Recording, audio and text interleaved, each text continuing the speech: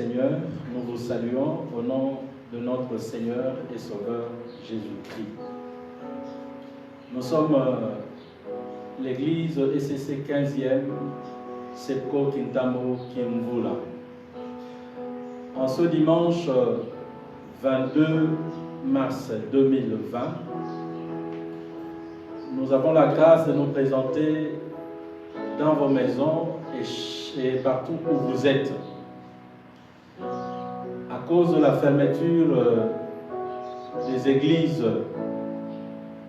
une décision pour notre santé prise par notre président.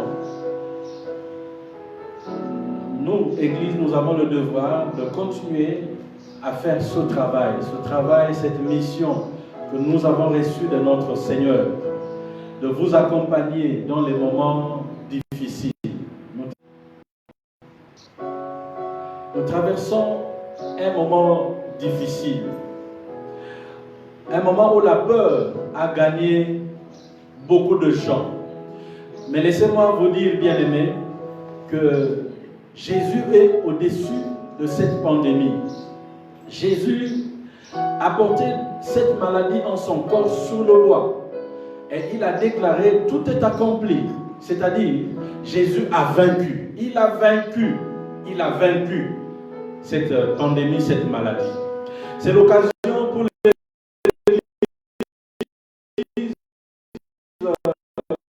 pour les enfants de Dieu, pour les chrétiens et chrétiennes, c'est l'occasion pour les et ça c'est aussi ce qui est impossible aux hommes est possible à Dieu. Bien-aimés, c'est un moment où nous voulons exalter le Seigneur, adorer notre Seigneur, glorifier le nom de Jésus.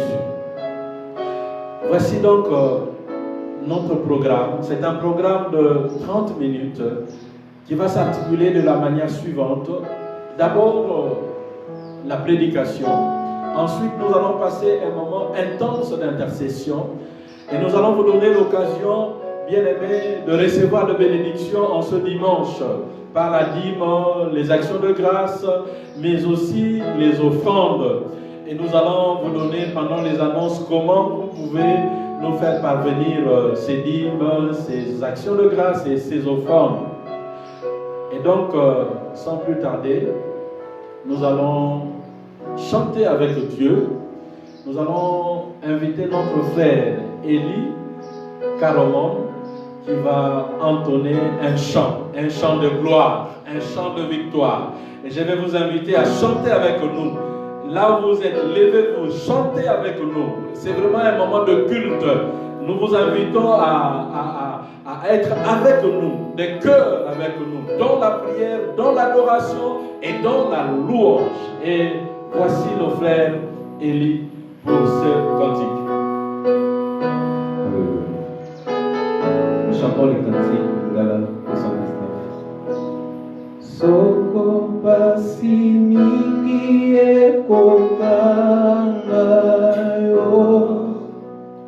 Pemika katano mikotondana Danga kama pamboli mapesie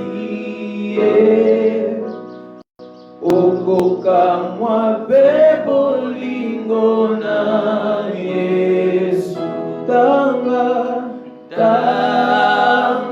nyoso tika mokote Tanga nyoso easa laki Tanga nyoso tika mokote Solo koka mwangoluna Yesu Chantons le troisième Sokipe omoni bamosusube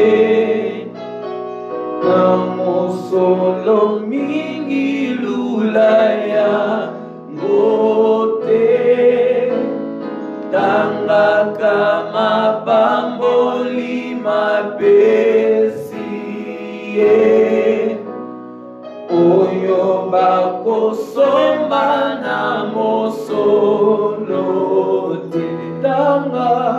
Tanga nyonso tika moko te. Tanga nyonso ye asalaki. Tanga nyonso tika moko te. Solo kamwangoluna Yesu. Bien-aimés, prions le Seigneur pour notre prédication. Ozanzambe obongi na nkembo, obongi na lokumu, tango oyo tolingi toyoka maloba na mosali na yo, topamboli mosali na yo, mpe totiki ngonga oyo epai na yo, na kombo na Yesu azali mokonzi mpe mobikisi na biso tomoni. Amen. Toyambi mosali na Nzambe, Révérend Simon Manzola Simona, pona maloba na Nzambe.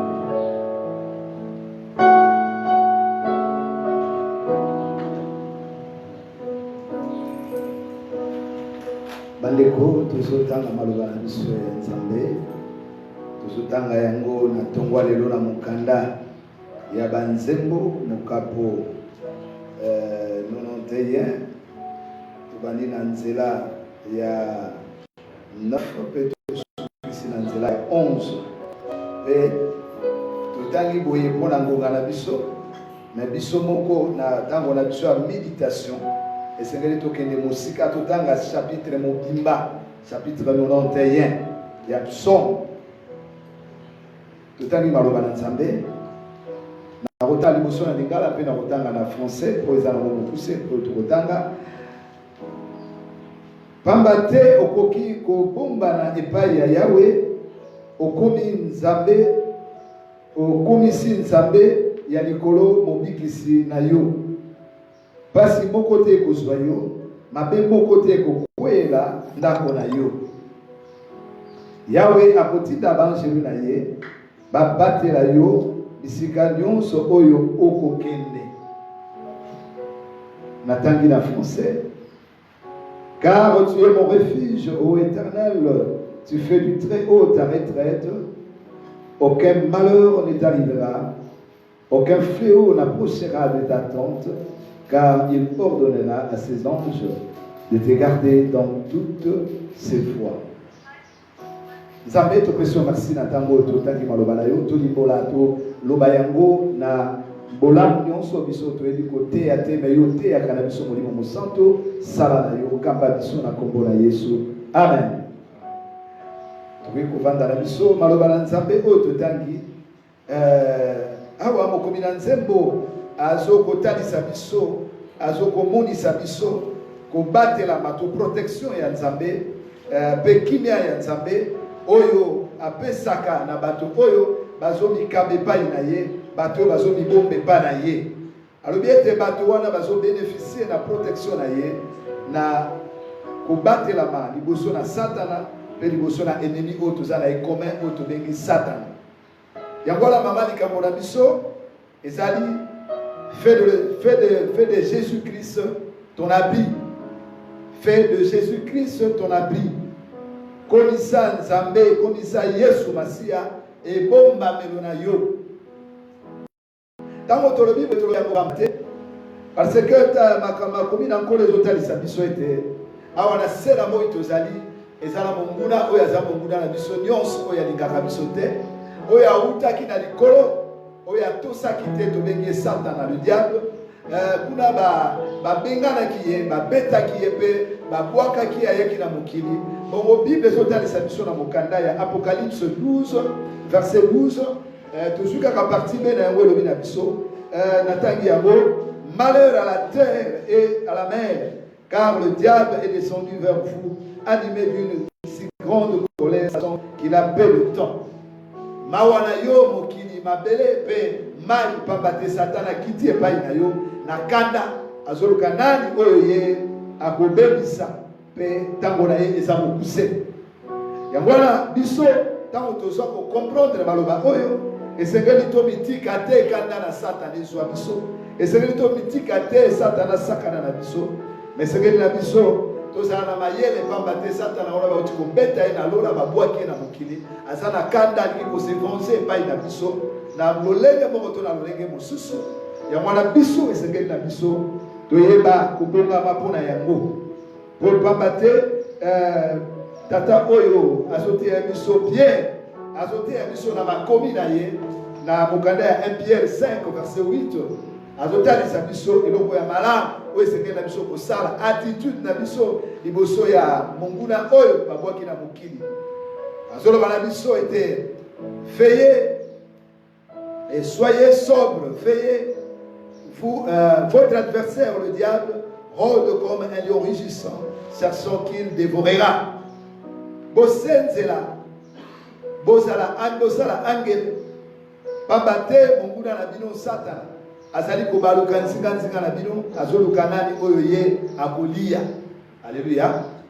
Yango na biso esengeli te tomitika ndenge wana, esengeli toyeba koechappe na kanda wana ya diable, tokima kanda ya Satana, tomitika te azwa biso, tomitika te asakana na biso. Yango wana ntina ya mama likambo na biso esengeli ete tokomisa Yesu Masia azala mpona biso ekimelo na biso, azala abri mpona biso. Nous devons faire de Jésus-Christ notre abri. Azala ebombamelo ekimelo refuge na biso.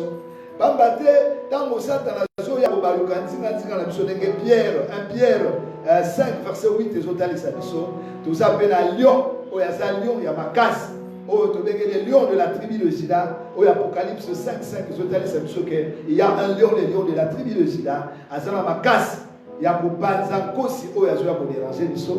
Yango wana ebongi na biso tosalie tomibomba epai ya le lion de la tribu de Juda po ete tozala protégé. Kasi tango tozoyoka makambo oyo tozokanisa nini na tango oyo moto aye komibomba epai na Yesu Masia, tozomona ete protection ya Nzambe eza kati na ye, sécurité ya Nzambe eza kati na ye, pe kimia oyo Nzambe oyo ye moko Yesu aza patron ya kimia oyo alobi ete le prince de la paix ndenge makomi elobi yango akoyeba kopesa biso kimia wana. Na moma oyo tango tozotanga texte oyo texte oyo ezoinspire biso lolenge nini esengeli na biso tose comporter, lolenge nini tokoki kozala, lolenge nini tokoki kosala liboso ya situation oyo eza actuelle oyo ezodéranger biso ya pandémie COVID-19 oyo biso nyonso tozoconsidere yango lokola un malheur, tozoconsidere yango comme un danger, un fléau par rapport ya texte oyo tokoki kobenga yango voire même peste oyo ezoya kati na biso. Olie tomitika kaka na baconsigne oyo ministère ya santé pesi biso, c'est-à-dire toyeba koobserve bacondition d'hygiène, mais sekeli na biso tolanda toli oyo mokomi na nzembo azoyebisa biso ete esengeli tomitia tomibomba na ebombamelo ya oyo aleki likolo kombo na Yesu Masia. Amen. Tomibomba epai na ye po soki tomibomba epai na ye nde tokoyeba kobombama malamu. Alors soki tomibomba epai na ye eza mpe na bagarantie oyo epesameli biso, to baavantage, to bolamu, to makambo kitoko oyo epesameli biso na yango. Tomoni yango na verset 10 na chapitre na biso oyo ya Psaume 91 na verset 10 bazotalisa biso aucun malheur ne t'arrivera, likamba moko te, mabe moko te kokomela yo tango moto epai na nkolo. Alléluia. Donc eza na biso malamu tomibomba epai na nkolo po apesi biso garanti wana alobi ete mabe moko te kokomela biso. Pe ya mibale alobi na biso ete na ndako na biso fléau ekokota te, to pasi ekokota te, minyoko ekokota te, ye ndako yeba kotia barrière po ete biloko wana ekota te na ndako na biso. Pe azoloba na biso lolenge nini ya kosalela, alobi na biso akotindaka baanjelu na ye po batela biso na nzambe po ete tokweya te, po ete tokweya na file ya monguna te. tozotala avantage oyo ezopousse biso topusana epai na nzambe mpo toluka ebombamelo epai na nzambe nzokande ebombamelo ya nkolo epesameli kaka bato oyo epesameli bato nyonso te epesameli bato oyo bazokozwa yesu masiya azala lokola nkolo mpe mobikisi na bango azala nzambe na bango. Alors yo soki yesu aza nzambe na yo te vraiment oza éligible te na likambo oyo tozoloba moyen yesu masiya azala ebombamelo na yo eza te eleki malamu mpo na yo banda lelo oyo te obongisa na yesu akoma mokonzi mpe mobikisi na yo azala nzambe na yo. Mpe oyo ya mibale oyo azoseka na biso ezali ke esengeli tose confie epai na ye tomipesa epai na ye tomipesa epai na ye c'est-à-dire tomikaba tomitika mobimba epai na ye epai ya bato te epai ya minganga te epai ya banganga te epai ya baoccultiste te mais tomitika epai na bachef coutumier te epai na batradi praticien te na moment oyo oza kaka na moto moko oikomitika epai na yesu masiya. Mpe ya misato esengeli na yo okangama na yesu masiya. Verset 14 ezotalisa biso malamu esengeli na yo okangama na yesu masiya okangama na ye olanda ye ozala na ye esika nyonso. Jean 15 ezotalisa biso malamu ete yesu masiya aza nzete biso toza etape soki etape ekangami na ye te kokauka biso esengeli tokangama na ye mpo tokauka te tokangama na ye mpo mbeba eya te. Yango wana moto ya lolenge oyo akokisi makambo misato oyo yesu akomi nzambe mpo na ye oyo yesu oyo amikangi epai na yesu masiya amikabi epai na yesu masiya moto oyo amikangisi na yesu masiya ase connecte asatashe azodépendre na yesu ndenge etape esedépendaka na sepe biso na ntango wana nde toyeba kozala malamu. Alors mpona moto asali makambo nyonso ye wana nde oyo nzambe azosepela na ye ye wana nde yesu masiya azokoma abri mpo na ye. Kasi lolenge nini moto wana kose comporte tokomona mpe comportement ya moto wana ndenge kokoma moto amikabi epai na yesu moto akokisi makambo misato balobi une telle personne le moto alolenge boye basusi bainquiétude c'est-à-dire komitungisa kolelalela na ye oyo nyonso ezoderange ye atalisa yango epai na yesu na nzela ya bapriere. Yango wana mokanda ya Paul na bafilipien chapitre 4 verset 6 tina 7 ezomisa biso na tangi yango na lopoto. Ne vous inquiétez de rien mais en toutes choses faites connaître vos besoins à Dieu par de prières, de supplications et des actions de grâce. Par de prières, de supplications et des actions de grâce. Natango oyo toza natango oyo basusi ezo ya bainquiétude ezo ya comportement na yo moto mipesa epai na nzambe yo moto wana posa ya kobombama na nsima ya yesu masiya esengeli na yo obondela eloko mosusu ezali na yo te esengeli na yo obondela osuka na kobondela wana osala baforme nyonso ya prière mais aussi oaccompagne wana une action de grâce oyo eza ntango ya komema action de grâce na yo epai na nzambe mpo na libota na yo mpo na yo moko mpo na mboka na biso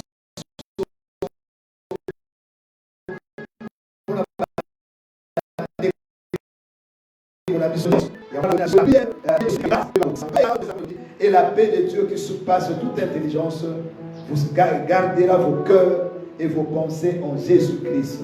Et la keza kuna lobi kimia ekoya mitungiso ezotungisa yo kozala lisusu te okoyoka kimia parce que le prince de paix akomi ebomba melo na yo kopesa yo kimia akopesa yo makasi akoyeba kobatela yo kozala sécurité mpo na yo akozala protection mpo na yo. Yango wana makambo oyo ezotalisa biso ete ntango tokokisi boye yango wana nde komibatela epai na nkolo yango wana nde komibomba epai na yesu masiya yango wana nde tena nsima na yango tokomona protection tokomona bolamu ya nzambe mpe na kombo na yesu. Amen.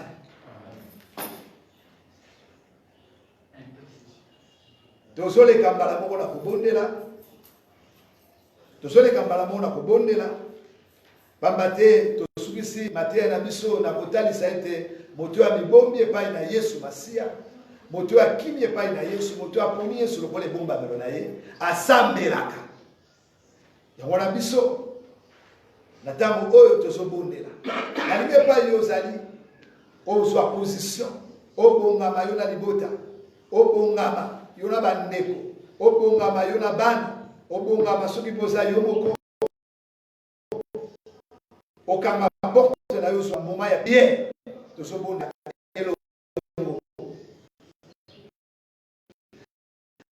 tozobondela te oyo nyonso kaola epetizabala soki ya mosika leo biso epai na nzambe onalingi orenouveler engagement na yo na yesu obongisa na yesu masiya olandinga na priere oyo soki relation na yo na yesu ebebaki yesu masiya nayeba na yo nayoki mongongo na yo nafongoleli yo motema na ngai kota na motema na ngai koma mokonzi na ngai koma mobikisi na ngai koma nyonso mpo na ngai limbisa masumu na ngai limbisa bayebasali nga mabe komisaka ekelamu esika na kombo na yesu masiya komisaka ekelamu esika na kombo na yesu masiya mpe ya mibale ozolanda ngai na priere oyo ete na makambo oyo ekomelaki yo na basituation oyo bato bapesaki yo baconseil yo consulte soki nani okima wapi na lelo nayebisi yo ozotombola biso na epai na nzambe ozomika epai na nzambe tobondeli nzambe na biso nzambe toyekomika bepa na yo epai na bato na mokili te bato na mokili bayebi kobatela te bato na mokili bayebi kosunga te toyeba na yo tomibwaki na makolo na yo tomibwaki na maboko na yo yamba biso simba biso mobimba na biso batela biso ete ya mabe ekomela biso te ezala mosika na biso na kombo na yesu masiya mpe ya misato sije na biso ya misato ezali ete esengeli na biso tosatase epai na nkolo lelo nkolo biso toye lokola bitabo toye komikanga na yo nzambe wana yo kalukaka te oza une source intarissable tomikangi epai na yo mpo biso mpe tokauka te tomikangisi epai na yo mpo mabe ezwa biso te mokolo moko te otikalaki kobela na se na boyo tomikangi epai na yo mpo ete maladi eleka mosika na biso nzambe bana na israele na mboka ya egypte nzambe batosaki bakangamaki na yo batiaki elembo balandaki bakonsine na yo onze ya la mort ntango alekaki esimbaki bango te biso mpe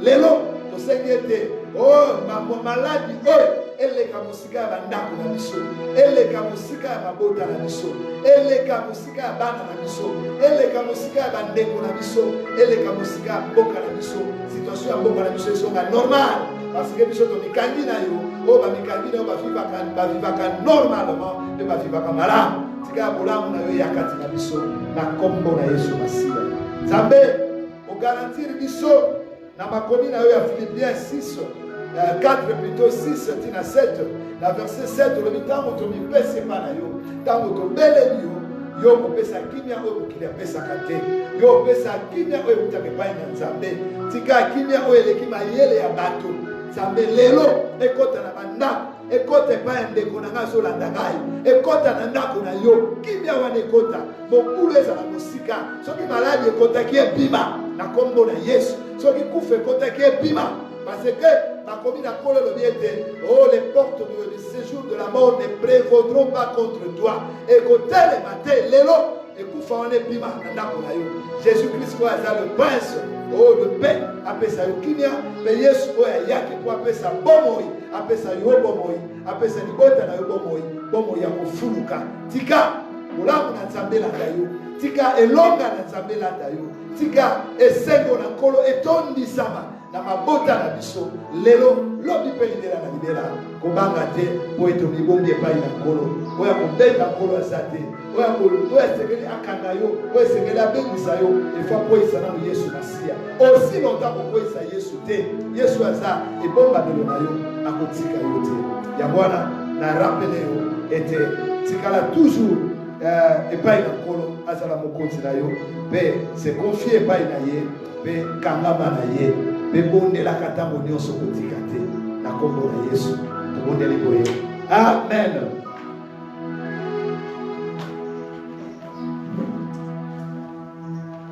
Beteli Yesu maboko makasi biso baye tozali awa betela Yesu maboko makasi bino baye kozala bandako esika nyonso ozali ya mosala betela Yesu maboko makasi alonga liwa alonga maladi mpe biso toza balongi katikati na Yesu masiya tolingi kopesa dîme na biso oza na ndako oza na dîme na yo oza na mosala oza na dîme na yo tozopesa yango epai na Nzambe mpe tozopesa offrande na biso ndeko ayeli biso panier eza wana biso nyonso toza awa toye kopesa offrande na biso epai na Nkolo telema yaka kopesa offrande na yo epai ya Nkolo tobengi ndeko na biso Eli kotia louange pendant ce temps de louange toye kopesa offrande na biso.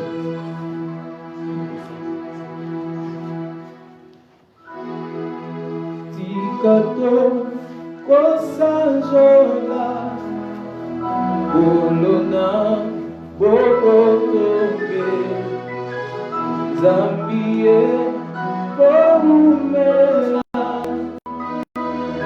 Ube Mawana Etika Tikato kosanjola Bolona bokotobe Zambie Boumela Olumbe Mawana Ako Apola Nisaka Mona Onaba Doawa Zambie Zambie Boumela Olumbe Mawana Kono Kono A Kole Saka Iso Isona Iloko Zambie Boumela Olumbe Mawana Andeko programme na biso ezali boye na ntango oyo ya crise na ntango oyo épidémie ezali kofrape mboka na biso programme na biso ya église locale seleko kitambo kimbola esalami boye biso bapaster tokozala na bavisite à domicile chaque fois soko besoin se faire sentir tokozala na intercession chaque jour na babiro na biso ozala na situation oye na bureau tozali kobondela mpo na yango culte familial ezali obligatoire na bandako na biso na misala bisika nyonso esengeli culte familial esalama à partir ya 22h parce que lelo wana bato nyonso basi balali ezali ntango malamu ya kosolola na Nzambe mpe tozali na badine na baaction de grâce sika ozoyoka ngai ezala na ndako ezala na mosala ezala wapi yebe te esengeli église efonctionne esengeli église ezali corps de Christ ekoko cesse te ti mokolo ye nkolo église akoya kozwa biso kotombola église na ye pesa dîme na yo pesa action de grâce pesa offrande na yo tozali na numero ya M-Pesa 081 54 89 014 na bureau na biso ezali ya kofungwama chaque jour à partir de 10h bureau pastoral ezali ya kofungwama chaque jour de 10h jusqu'à tango oyo biso tokokanga tika ete Nzambe apambola biso.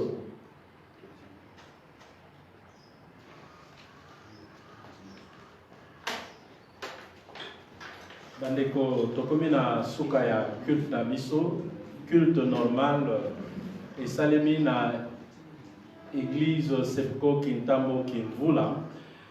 C'est un culte en ligne. Et un culte en ligne par rapport à ndenge tozalaka chaque dimanche totondi na kati ya temple et à cause ya ba mesure pour faire face na COVID-19 culte na biso désormais et banda koleka en ligne. Tokopesa bino ba coordonnées nyonso ba coordonnées et kopesa melabino ba coordonnées na biso nyonso. Mais te rappeler que pendant 4 semaines, tu reçois la visite à domicile, tu reçois la visite à domicile, tu reçois na ba cellule nyonso. Alors voici le programme de visite à domicile. Pour la cellule Jamaïque, pasteur Jérémy Bondonga a chargé na ba diacre koleka na bandako. Na cellule Bolingo, révérend Faustin Mafou a koleka na ba diacre. Cellule Lumière, pasteur Kaba a koleka na ba diacre. Cellule Kontouala, révérend Manzola Simon a koleka na ba diacre. Cellule Bethesda, pasteur Mora, Marie Mora a koleka na ba diacre. Cellule Molende, ezali pasteur Titi Mutombo a koleka na ba diacre. Pendant que bakoleka bakutea basambela bakosunga biso na ba programme na biso nyonso oyo tozana yango. Pour rappeler que l'église est vivaka na offrande, na dîme, na ba don, na ba legs, na ba action de grâce. Alors pour permettre que service soit continué comme ça là, to proposer bino 2 numéros. Il y a M-Pesa na Orange Money. Il y a M-Pesa Eza Boye, Eza 081 54 89 014.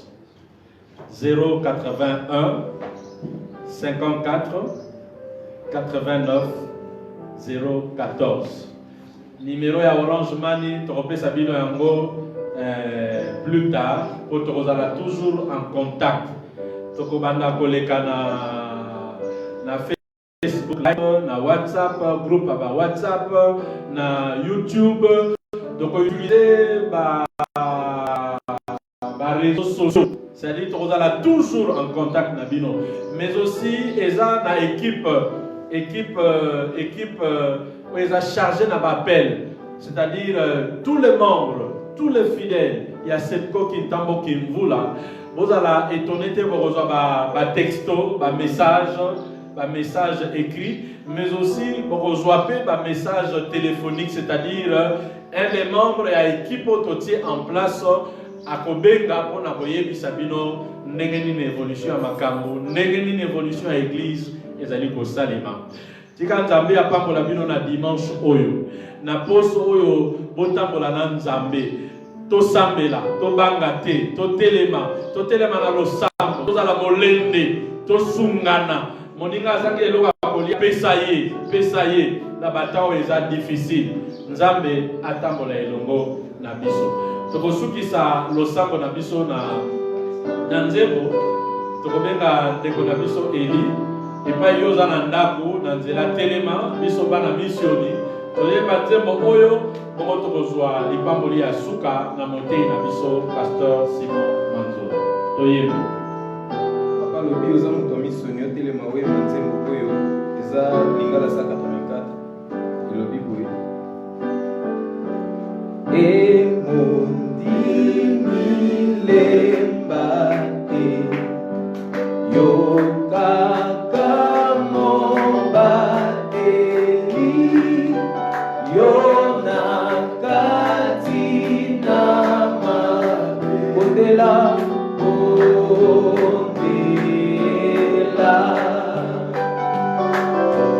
sa